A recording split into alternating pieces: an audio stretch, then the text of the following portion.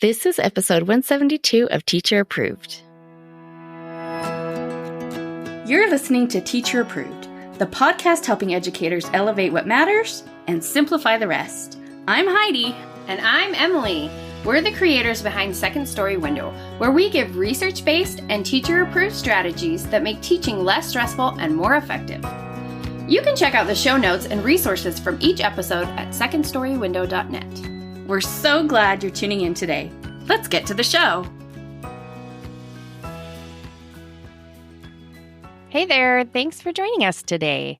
In today's episode, we're talking about how to maximize your first few days back after winter break. And we have a teacher-approved tip for something you could do now to get ready for back to school. We start our episodes with a morning message, just like we used to do at morning meeting in our classrooms. This week's morning message is, how do you recover from a rough day of teaching? And we got lots of responses to this one, so it's almost like teachers have lots of experience handling hard days or something. Yeah, who would have guessed? Teresa said, a good nap, a hot supper, and a long bath. Holly says, I drive home listening to comedy. I laugh and laugh. I also drive in listening. Laughing is such a great stress release. I have a 30 to 45 minute drive each way. She recommends the Pure Comedy station on Sirius XM radio. Amy says, play games on my phone that I can win. I need to feel successful at something. That's brilliant. That's life hacking right there. Yeah. Melanie says, veg in front of the TV, nothing but mindless doing nothing with no one asking me anything. April says she tells every detail to her husband. I bet he loves it. Yeah, lucky husband. Lori suggests venting to a friend or family member, sleep, read, and chocolate. Not necessarily in that order. Heather says either heading home to rest or go to the gym for a workout. Opposite ends of the spectrum, but both are helpful.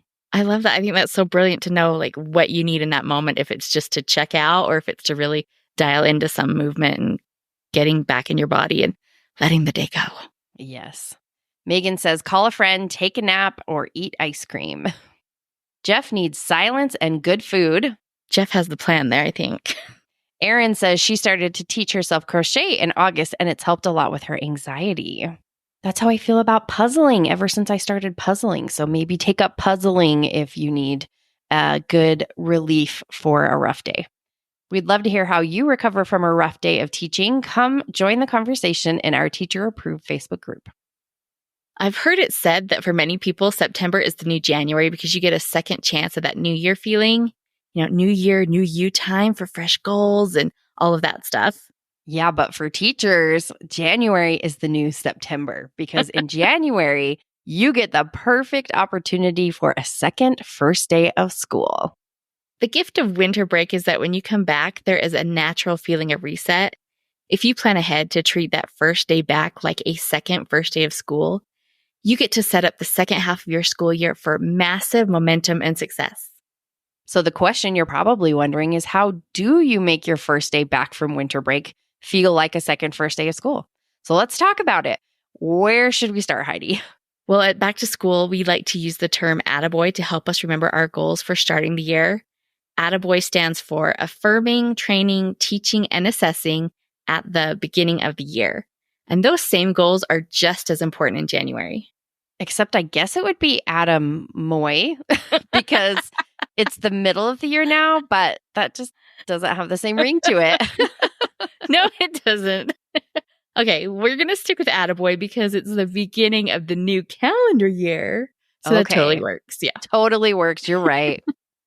Using these goals can help you decide how to leverage that first week back in school for maximum success, but it will also help you with your planning. So let's start with the first A in Attaboy, which is affirming. At the beginning of the year, we go hard on affirming. We want to help those new students feel safe and settled right away, but affirming still has an important role come January. When you focus on affirming your students, you also do a lot to build your class identity. This is a crucial component to your classroom community and to behavior management. A class that feels connected and united will take a lot less effort to manage. When students feel valued and motivated, they are naturally engaged and they are much less likely to misbehave. Oh, it's so true when they have that buy-in. The best way to affirm your students when they come back after winter break is with a warm welcome. So make sure to greet them individually and make it clear how happy you are to see them. Some students will be sad to be back at school and others will be relieved. So do your best to hold space for their different emotions. You might want to plan a special morning meeting greeting or an activity to help with that warm welcome. If you have a class cheer or a secret handshake, make sure you do it that day. In the new year, you can focus on affirming by helping your class reconnect with each other. You can invite students to share details about their winter break, but do this with care. Make sure to keep the focus on what they enjoyed and not on the gifts they received. What you could do instead to help reconnect is have students share what they're excited about for the rest of the school year, or their favorite thing about winter, or their favorite memory from the first half of the school year. Another affirming activity you may want to do in January is to have a class meeting about something that you want to see change in your classroom community this year. There may be a lot of contention happening at recess, or maybe kids have gotten sloppy in managing their materials. Have a class meeting and let your students discuss what can be done to solve the issue. When the kids come up with their own solutions, they are much more invested in the outcome, and it helps the class feel like they are all on the same team, working together toward the same goal. Something I love to do in January is have my students set goals for themselves. It's the perfect time to reflect on how much they've grown since school started and think ahead to what they want to achieve by the end of the school year. If you've saved work from the beginning of the year, it would be great to pull that out now so they can compare it to their current work. Students are always surprised at how much they've grown in just a few months. We have a free resource if you want to try this with your students. It includes a writing page with a prompt for each grade level. So if you have second graders, the page says, "Before long, I will be a third grader," and then prompts them to first reflect on their growth so far. Then they think about what they want to be better at before third grade. Last, they're prompted to get into the nitty-gritty of what steps they need to take to meet that goal. We have 3 different versions of the goal setting pages with varying levels of journaling and thought required. So you can choose the one that is the best fit for your students. Moving on, the next part of our Attaboy goals is the first T, training. Just like at the beginning of the year, focusing on training means putting a big focus on procedures and routines. Don't all roads lead to procedures and routines, though? Yes, they do on this podcast for sure. If any procedures have not been working well and you've decided to change them, now is the perfect time to teach it fresh, like a brand new routine. Use our tell, try, tally, talk method to teach the steps of the new routine and give students time to practice. Be sure to check out our slides to make the process as easy as possible. But if you are keeping all of your current routines, now is the time to review them. You can schedule procedure review throughout that first week back to make sure that you cover the most important ones, and then, of course, any that might need some extra work.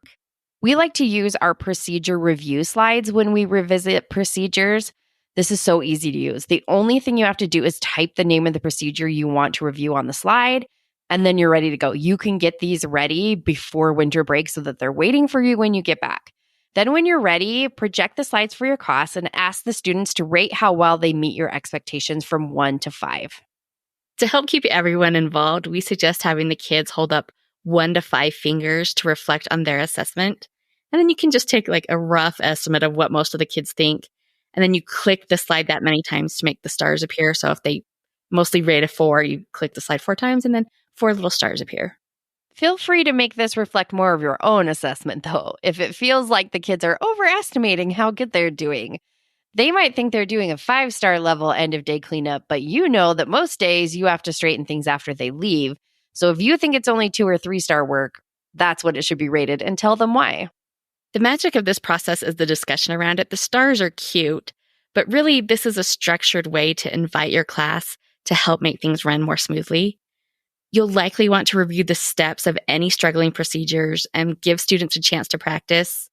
If you still have those tell, try, tally, talk slides from the beginning of the year, keep those handy so that you can pull them up and go through the steps, and make sure that you're giving your students time to really practice. We really can't overstate the importance of devoting time to tightening up your procedures and routines at this time of year. Sure, it's about to be January, you're halfway through the year, but that means there is still a lot of school year left. Do you want to spend that time correcting hallway behavior every single day till June? Or would you rather spend 20 minutes reviewing and practicing those routines in January and save yourself all that time and hassle? Being proactive about fixing your procedures and routines when it gets to the new year will save you so much time in the rest of the school year. You may also want to review some of your expectations for using class supplies like glue sticks, which is every teacher's biggest headache, and your classroom library, which is probably a disaster about this time of year.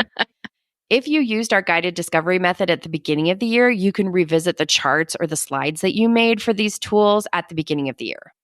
But if you didn't teach your expectations clearly at the beginning of the year, don't be afraid to schedule time for it in January. You can spend that time then on guided discovery lessons for your most used tools and student spaces and still reap the benefits. Like we said, even though it's January, there will still be a lot of school year ahead of you. And I don't think it's ever really too late to focus on your procedures and routines and expectations. Truly, it will always benefit you. Let's move on to the second T in Attaboy, which is teaching. The first teaching decision you need to consider when returning to school in January is when to resume your regular content. You likely won't be quite ready to hit the ground running on the first day back, and neither will your students. Plus, it's possible you may still have many missing students the first few days back, depending on when your school resumes.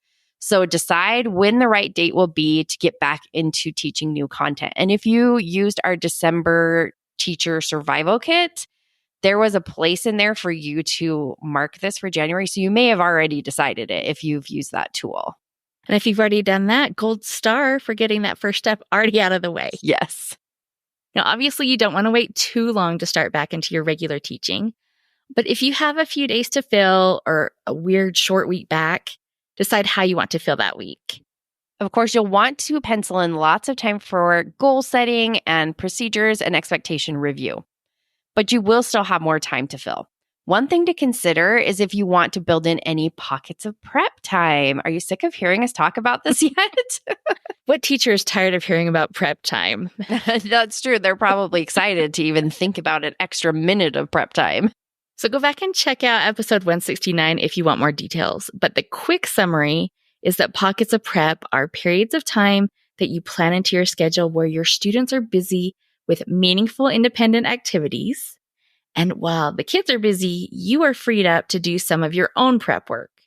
If you end up leaving for winter break without getting very far ahead with your January planning, you will probably want to keep some pockets of prep in your schedule until you're back into the flow of your regular daily routine. Anything your students can do independently works as a pocket of prep. Stretch independent reading time a little longer. Use some educational videos in place of science and social studies lessons. Since your students are coming back after a week off, a little review would go a long way. Have them play digital review games or get out the games from your math centers and have kids rotate through them for math time. Hey there, teacher friend. Do you have a question or concern that could use a teacher-proof solution? We'd love to help you out by answering your question here on the podcast. You can submit your questions to hello@secondstorywindow.net and put podcast question in your subject line. We can't wait to hear what's on your mind. And I do hate to say it, but when you get to January, it's also time to start thinking about test prep. Wah, wah. The best way to prepare students for end-of-year testing is to give them lots of opportunities for retrieval practice. Emily, can you remind us what retrieval practice is? Yes, retrieval practice is when students have to retrieve previously learned information from their long-term memory without the benefit of notes or books to help them. One of the easiest ways to build in retrieval practice to your busy schedule is with Spiral Review. We like to include Spiral Review practice in our daily schedules with what we like to call morning work. But it's really just a daily review page, and you can, of course, do it at any time of the day that works. The key is just to find a time that fits with your schedule. You can also get Spiral Review into your schedule with homework. Now, in general, we're not huge fans of homework, but you can make homework simple and parent-friendly by using our Spiral Review homework pages. They're formatted as a double-sided half sheet of paper with language review on one side and math review on the other. The activities are designed to be done in only a few minutes. So this could be a great way to get some spiral review done if you're struggling to find the time in class. And you could also use those half sheets in class as well if you want a quicker review than a full page of our morning work. We've heard from many teachers that use them as warm-up activities for their language and math blocks every day. Okay, lastly, we have the final A in Attaboy, which is assessing. And January is the time you'll likely be doing a lot of mid-year assessments. If there are any you need to give, make sure to plan those into your schedule for January. The key with mid-year assessments is to use the information that you gain from them to adjust your teaching. If your Acadian scores come back and your students' reading fluency skills are dropping a little, January is the time to make plans to address that. You can start doing repeated reading practice in class or at home, and consider adding in daily fluency mini lessons like our Fluency in a Flash digital mini lessons. If you use small groups for reading or phonics or math, make sure you have the data you need to adjust your groups so that each of your students is getting targeted instruction. Also, if in January you'll have end of term coming up soon, make sure that you have what you need for those dreaded report cards. Oh, and possibly parent-teacher conferences looming ahead. You got to have all that info. So just a quick reminder that it's totally normal to give your mid-year assessments and not see the gains you were expecting. Between the beginning of the year and mid-fall assessments, you likely saw a big jump in progress, but that's because students were recovering from the summer slide. Yeah, mid-year gains tend to be slower, but slow and steady wins the race, right? Don't worry unless there's been a backslide or maybe progress has completely stalled. Then you're going to have to make some decisions. But there are still many months ahead to keep that growth going. And we want to kick off our January intentionally so we can set the stage for all the growth. The first few days after winter break are a second chance at that back to school almost fresh slate. That can be such a gift for teachers.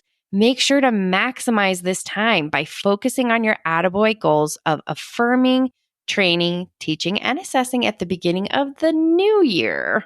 We would love to hear how you maximize the time after winter break for a fresh start in your classroom. Come join the conversation in our Teacher Approved Facebook group. Now let's talk about this week's Teacher Approved tip. Each week we leave you with a small, actionable tip that you can apply in your classroom today. This week's Teacher Approved tip is plan now for a new school year. What can you tell us about this, Heidi? Okay, this sounds kind of crazy, but this is your annual reminder to stock up on Happy 2025 supplies in the next few weeks if you want them for the first day of school. So this idea comes from Joanne at Head Over Heels for Teaching, and it's one of our favorite back-to-school traditions. On the first day of school, she hands out party blowers and New Year's hats and headbands to her kids at the end of that first day. And then they do a countdown right before the final bell rings, and they blow the horns and cheer and celebrate the start of their new year. It's just such a fun idea, and it's such a simple way to really have a big impact on those affirming goals of giving your class this identity of this is who we are and we're all working together. But you do have to plan ahead for this. Yeah, because it's going to be tricky to find New Year's party supplies in August. So if you want to do this next year, you got to plan for it now. So do you need to remind yourself, if put it on the calendar, send yourself an email, whatever it takes to remember to grab the discounted stuff on January 2nd. Or if you're like me and hate having to check multiple stores to find a class set of supplies, you could just pay the full price and buy it all now, and it might be worth it to not have to worry about it. Yeah, I hate having to make trips to multiple stores. Maybe if you live somewhere where there's lots of options, but we don't really have too many stores around here that carry New Year's supplies. No. And if you are also in that same boat, it might simplify things just to order online. You can find plenty of party supplies on Amazon. And if you wanted to extend the New Year theme a bit, Oriental Trading does lots of cute New Year craft kits that would be really fun to start the school year. I'm not sure if their kits go on sale after a holiday, but before you order those, definitely wait until you get a free shipping coupon in your email. Oh, for sure. And the Target Bullseye Spot or whatever they call it these days does tend to often have New Year's stuff there. So that's a good place to check too if you have a Target nearby. So just make sure you know where you've stashed everything though between January and September. You don't want to go to this effort only to forget where it is 9 months from now, which is something that I would so do. Yes, we definitely want to avoid that. So send an email or a reminder or a carrier pigeon, whatever you have to do. Yes. To wrap up the show, we are sharing what we're giving extra credit to this week. Emily, what gets your extra credit? I'm giving extra credit to another holiday rom-com book because I am in my holiday rom-com book era. I'm giving extra credit to the book Snowed In by Catherine Walsh.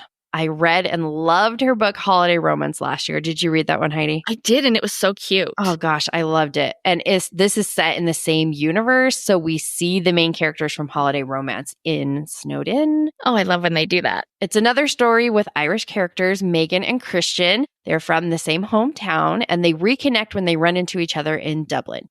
They decide to pretend they're dating when they go home for Christmas to avoid the awkwardness that awaits them. Of course. What else could they possibly do? And I freaking love a fake dating trope. I think some people hate that. I love it. I think it's my favorite trope. And the banter in this book is 10 out of 10. This book is on Kindle Unlimited if you have that, but I listened to the excellent dual Irish narrator, so I can recommend that the narration is very good in the audiobook. Oh, I'll have to check that out because nothing better than an audiobook narrator with a good accent. Yes. In fact, the accents are so good that I have to be careful when I'm multitasking while listening. I'm like, wait a minute, what did they say? I'll definitely have to check that out. That sounds right up my alley. What are you giving us credit to, Heidi? Well, my extra credit goes to the Luminet 3 light therapy glasses. That's a mouthful. So as you may know, getting sunlight in your eyes early in the morning is so beneficial for your circadian rhythms. But mornings are hard. It's really hard to fit in 30 minutes to, sit outside and look at the sun. I mean, don't look at the sun, but Yes, that is the second story window stance. Do not look at the sun, you guys. We make the hard calls here. Yep.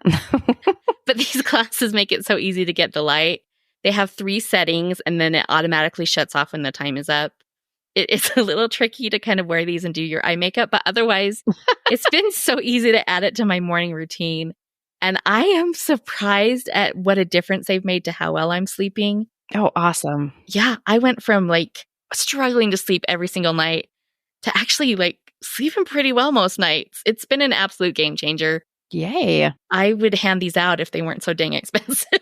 They are expensive, and I got them too. So I will give the cautionary tale, which is I wore them the first day and I was like, don't feel anything. I'll just kick it up to the next level. And so I was at the highest level within 2 or 3 days of using it.